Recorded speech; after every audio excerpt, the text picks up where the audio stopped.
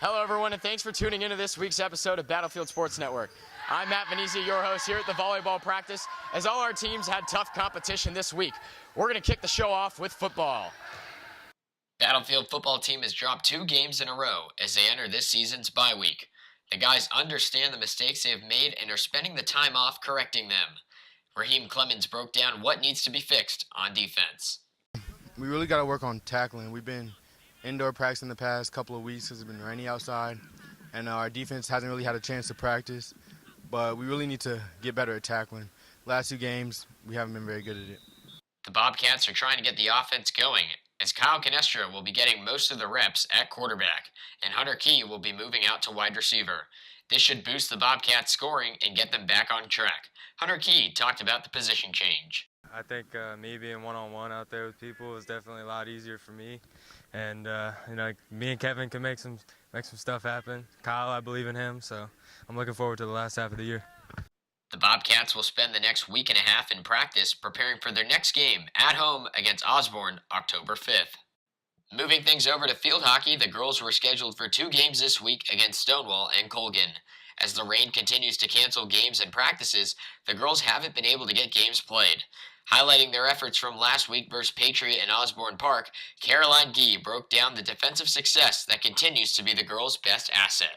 The whole team is very good at recovering when we lose the ball on offense, getting back to defend to help out our goalie. And our goalie herself is awesome. She's had, I don't know how many shutouts this season, but she's doing great. And she's actually planning on committing to either MIT or RPI for field hockey. So we're super excited for her. She's the first field hockey commit for Battlefield. And they've just been doing really well protecting our cage. With the weather being very unpredictable at this point, the girls are hoping to get back in action this Tuesday, October 2nd, at home against Osborne.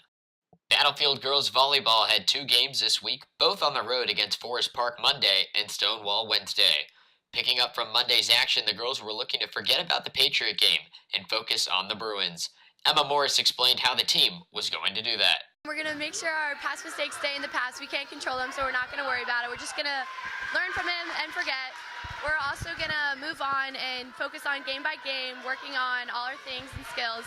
And we're going to take this game tonight against the Bruins and make sure we get game by game. The girls were able to overcome a 2-1 set deficit against the Bruins and win 3-2. Player of the game Kat Jenks talked about the defensive efforts and plays, setting the ball to the front court, but she gave most of the credit to the team helping her out. We were killing it on serve receive, and I got to set these amazing hitters who got bunches of kills because of the amazing passes. So I really couldn't have done it without all these people, amazing people on my team. It was no ordinary win for the girls as standout freshman Hillary Adams went down with an ankle sprain injury in the first set. She was able to get back up to her own feet, but she would not return. I got a chance to speak with her the next day about the injury. I just came down from the block and I landed on it on someone's foot and I twisted it, and it hurts pretty bad, but I can get around on it. I'm looking in to see how long I'll be out. Hopefully it'll only be a few games, but I'm hoping it'll heal quickly and I'll be right back in. With Adams being sidelined with a day-to-day injury, Coach Mills highlighted how effective Hillary has been for the team and what adjustments have been made while she recovers. She's a right side. She plays all 6 rotations, has been such a prominent leader for us on the court, even as such a young age, stepping up and taking charge and, filling that role that we needed as that leader on the court, which has been awesome. But in the last game when we played Forest Park, she came down on someone's ankle and had to come out. So we had to go ahead and fill that role, and Molly Moran stepped into that, did a wonderful job of stepping into that tough leadership role and getting the kills that we needed, keeping the energy high and keeping those balls in when we just need to keep the play going.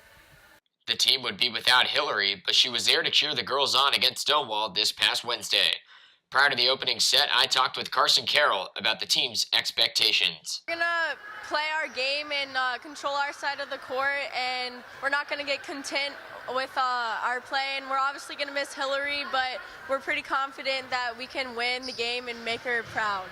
The girls made her proud all right, as they would have no issue getting past the Raiders as they dominated this matchup in 3 sets, 3-0. I talked with Juliana Quintero after the game as she helped lead the way with her kills against the Raiders. Killed them in 3 sets for the first time in a really long time. We got the job done fast, but there's still a few things that we could have worked on and that we're going to work on going into our next game on Monday. The girls would roll to a 2-0 record on the week as they practice Thursday in preparation for Monday's home game against Colonial Forge. The team invited me to join them in practice, as you can clearly see volleyball is not my specialty. Enjoy these few clips from my practice with the team.